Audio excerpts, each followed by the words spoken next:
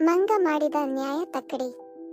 ಒಂದಾನೊಂದು ಕಾಲದಲ್ಲಿ ದೊಡ್ಡ ಕಾಡಿನಲ್ಲೊಂದು ದೊಡ್ಡ ಮರದ ಮೇಲೆ ಒಬ್ಬ ಚತುರ ಕೋತಿ ವಾಸವಾಗಿತ್ತು. ಅದು ತನ್ನನ್ನು ತಾನು ಬಹಳ ಜಾಣ ಎಂದುಕೊಂಡು ಎಲ್ಲಾ ಸಣ್ಣ ಪುಟ್ಟ ಜಗಳಗಳನ್ನು ತೀರ್ಪು ಮಾಡುವ ನ್ಯಾಯಾಧೀಶನಂತೆ ಸುತ್ತಮುತ್ತಲಿನ ಪ್ರಾಣಿಗಳಿಗೆ ಹೆಸರುವಾಸಿಯಾಗಿತ್ತು.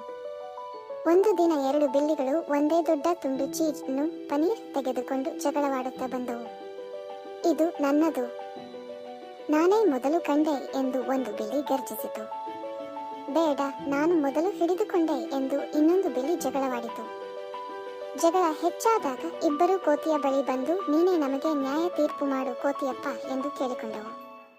ಕೋತಿ ದೊಡ್ಡ ಜಾಣನಂತೆ ತಲೆಯಾಡಿಸಿ, ಬಹಳ ಸರಿ, ನಾನು ನ್ಯಾಯದ ತಕ್ಕಡಿಯಲ್ಲಿ ತೂಗಿ ನ್ಯಾಯ ತೀರ್ಪು ಮಾಡುತ್ತೇನೆ ಎಂದಿತು. ಅದು ತನ್ನ ಬಾಲವನ್ನು ತಕ್ಕಡಿಯಂತೆ ಬಳಸಿ ಎರಡು ತುಂಡುಗಳಾಗಿ ಚೀಸ್‌ನ್ನು ತುಂಡರಿಸಿತು. ಮೊದಲು ಒಂದು ತುಂಡು ತಕ್ಕಡಿಯ ಒಂದು ತಟ್ಟೆಗೆ ಇಟ್ಟಿತು.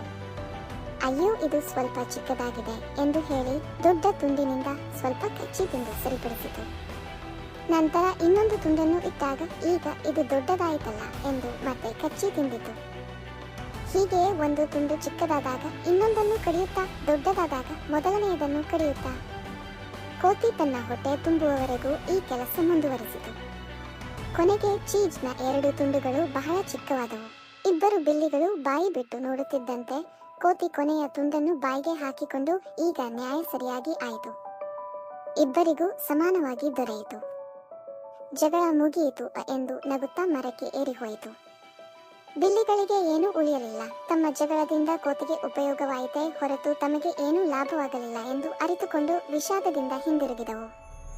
ನೀತಿ: ಜಗಳವಾಡಿದರೆ ಇನ್ನೊಬ್ಬರು ಲಾಭ ಪಡೆಯುತ್ತಾರೆ. ಸಣ್ಣ ವಿಷಯಕ್ಕೆ ಜಗಳವಾಡದೆ ಸೌಮ್ಯವಾಗಿ ಪರಿಹರಿಸಿಕೊಳ್ಳುವುದೇ ಜಾಣತನ.